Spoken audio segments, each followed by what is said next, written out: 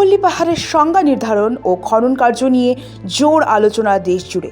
দেশের সর্বোচ্চ আদালত এবং কেন্দ্রীয় সরকারের সাম্প্রতিক এক সিদ্ধান্তে পরিবেশবিদদের কপালে চিন্তার ভাঁজ। গত 13ই অক্টোবর কেন্দ্র আরাবল্লী পর্বতের যে নতুন সংজ্ঞা প্রস্তাব করেছিল, 20শে নভেম্বর সুপ্রিম কোর্ট তা গ্রহণ করেছিল। গত 29শে ডিসেম্বর অবশ্য সেই রায়ের উপর স্থগিতাদেশ দেয় শীর্ষ আদালত। তবে এখনও চিন্তা যাচ্ছে না পরিবেশবিদদের। আরাবল্লী পর্বতে খনন ও অন্যান্য উন্নয়নমূলক কাজের ক্ষেত্রে কিছু বিধিনিষেধ রয়েছে। তবে ফরেস্ট সার্ভে অফ ইন্ডিয়ার মূল্যায়ন অনুযায়ী কেন্দ্রের নতুন সংজ্ঞা নির্ধারণের ফলে আরাবল্লীর প্রায় 90% এলাকায় এই সকল বিধিনিষেধের আওতা থেকে বাদ পড়বে।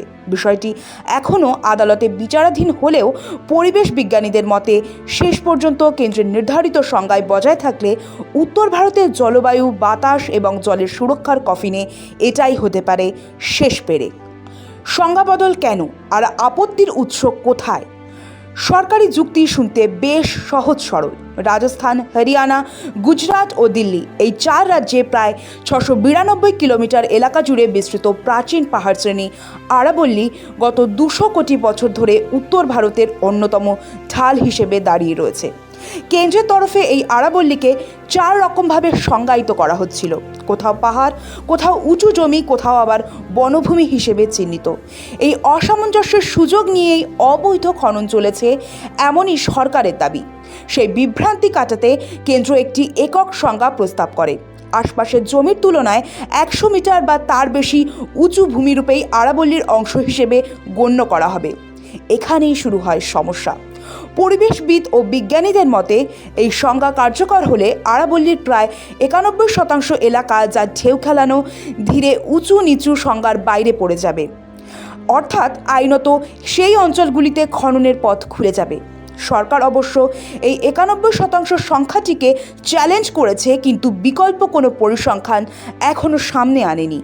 ফলে শেষ পর্যন্ত কতটা এলাকা খননের জন্য উন্মুক্ত হবে সে প্রশ্ন থেকেই যাচ্ছে। গত 20শে নভেম্বর দেশের শীর্ষ আদালত পাহাড়ের নতুন এই সংজ্ঞা গ্রহণ করে, আর তারপর থেকে শুরু প্রবল প্রতিবাদ। সমালোচকদের মতে এমনিতেই প্রাকৃতিক কারণ এবং মানুষের অত্যাচারে ক্ষয়ে যাওয়া এই পাহাড়ের উপরে এটি একটি বড় আঘাত। কেন আরাবল্লী স্পর্শকাতর? আরাবল্লীর গুরুত্ব শুধু পাহাড় হিসেবে নয়। আরাবল্লী উত্তর ভারতের একটি প্রাকৃতিক বাফার। পশ্চিমে থর মরুভূমির বিস্তার ঠেকাতে এই পর্বতমালা কার্যত দেওয়াল হয়ে দাঁড়িয়ে আছে দীর্ঘদিন ধরে। ভূগর্ভস্থ জল, নদীর উৎস রক্ষা, জীববৈচিত্র্য সবই নির্ভরশীল এই পাহাড়ের উপর। বিজ্ঞানীদের আশঙ্কা, ব্যাপক খনন হলে দিল্লি এনসিআর অঞ্চলের বায়ু দূষণ আরও ভয়াবহ আকার নেবে। ইতিমধ্যেই যেখানে শীত এলেই বিষাক্ত ধোঁয়ায় ঢেকে যায় রাজধানী, সেখানে আরাবল্লী ক্ষতিগ্রস্ত হলে মানুষের বাঁচা দায় হয়ে যেতে পারে। এদিকে হরিয়ানার চরকি দাদরি ও ভিওয়ানিতে বৈধ খনন গত 1 দশকে পাহাড় প্রায় সমতল করে দিয়েছে।